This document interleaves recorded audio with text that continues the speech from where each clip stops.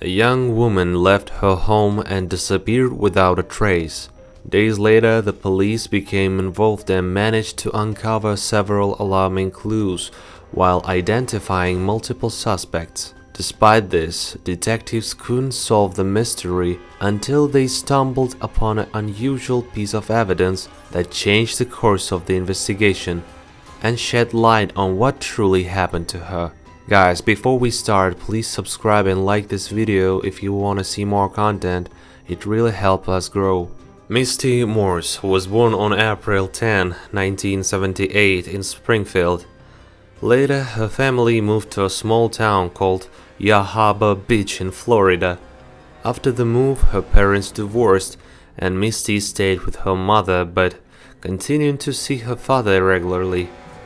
She was cheerful, outgoing, and had many friends. She loved nature, especially swimming in the ocean, surfing, and spending time with friends on the beach. After finishing school, Misty worked several jobs before enrolling in a local college. She still hadn't decided to career path and was exploring her options. In the summer of 2000s, when Misty was 22, she worked as a waitress at a local cafe and spent most of her free time with friends. On the evening of July 20, she told her mother she was going out. After a brief conversation, her phone rang and she left. The next day, when her mother returned from work, Misty wasn't home. At first, her mother wasn't worried. Misty sometimes worked evenings and they rarely saw each other on those days. Besides, Misty was an adult and her mother assumed she might have stayed with friends. However, when Misty didn't return the following day and failed to respond to calls, her mother grew concerned. They shared a car, taking turns using it weekly, but this time Misty hadn't taken her turn. By July 23, her mother's worry reached its peak, and she decided to contact the police. That same day, officers knocked on her door and delivered the devastating news. Misty's body had been found. The day before, a retired judge living on Rhode Island had stepped outside to mow his lawn. His property bordered a river, and he noticed something strange in the water.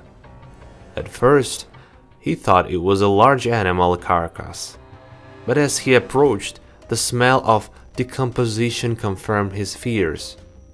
He called the police, who arrived and confirmed it was a woman's body. Retrieving the body proved difficult due to its advanced state of decomposition. Officers used a special match to lift it from the water.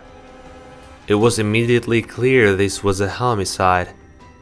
The victim was naked, with ropes around her wrists and ankles, and her body was wrapped in duct tape. Bags were tied to her legs, likely intended to weight her down, but they had torn, spilling their contents.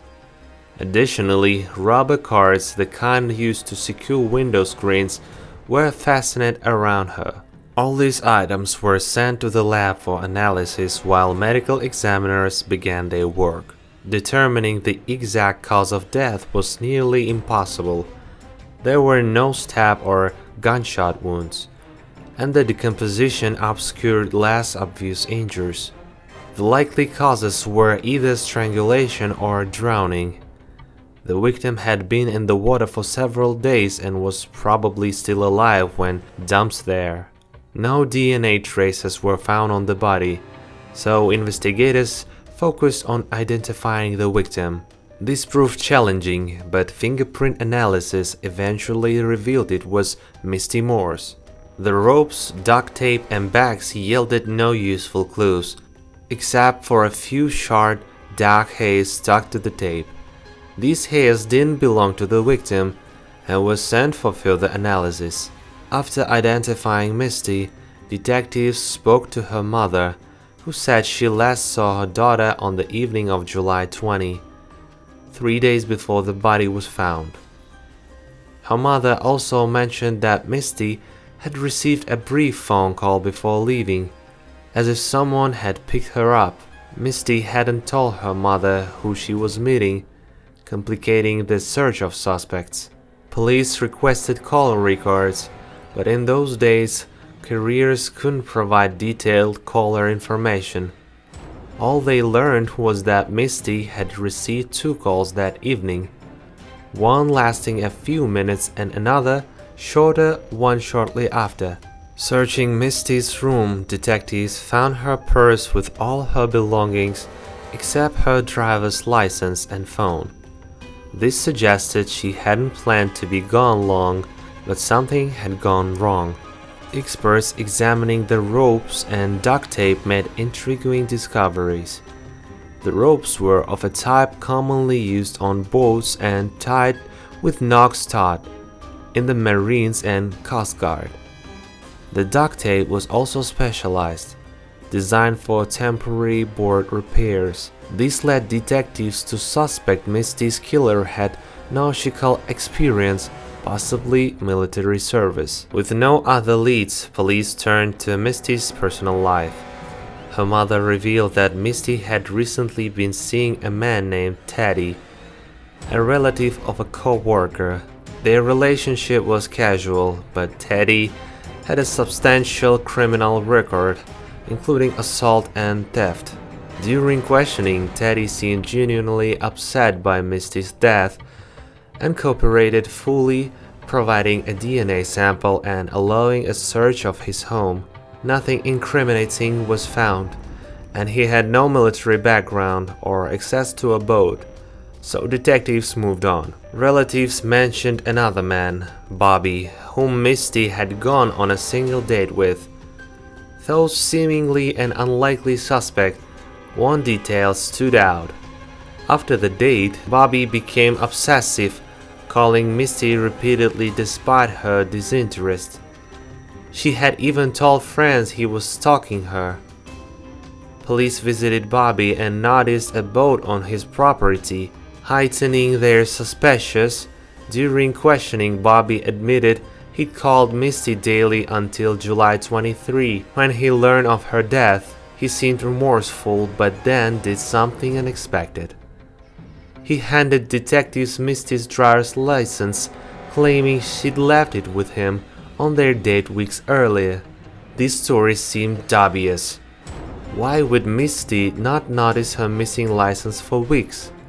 But without concrete evidence, police left empty-handed. Before they departed, Bobby mentioned Misty had an aggressive ex-boyfriend who'd served in the Marines. Detectives spoke to Misty's mother, who identified the ex as Brent Huck. Misty had dated him for a long time but broke up a year before her death due to his controlling and aggressive behavior. Investigating Brent, police learned he lived near where Misty's body was found, had served in the Marines, and worked as a cutter boat captain. During questioning, Brent was oddly unemotional about Misty's death and claimed they'd last spoken on the evening she disappeared, the night she received 2 calls. This contradicted phone records which showed no calls from Brent that night. He insisted he'd called to confront Misty about rumors she was spreading, that she was pregnant with his child. Detectives found this unlikely, as medical examiners had found no signs of pregnancy, and none of Misty's friends had heard such rumors.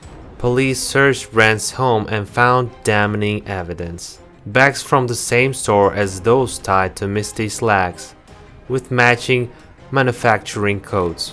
Identical rubber window cords, the same specialized duct tape, ropes tied with the same distinctive notes. Despite this, the prosecutor deemed the evidence circumstantial and refused to file charges without more concrete proof.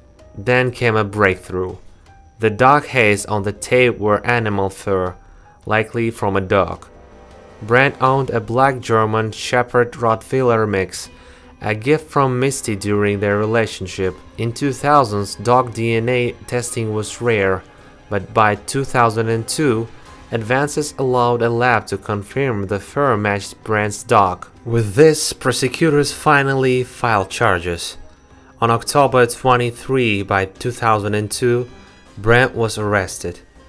At trial, he maintained his innocence, but the evidence convinced the jury. He received 2 life sentences for kidnapping and murder. The prosecution theorized Brent had believed the pregnancy rumors and killed Misty to protect his new relationship. How he lured her remains unknown. After the verdict, Misty's father told reporters he wished Brent 1,000 years in prison, haunted by the pain he caused. Share your thoughts in the comments below and don't forget to like this video if you enjoy it. Thanks for watching.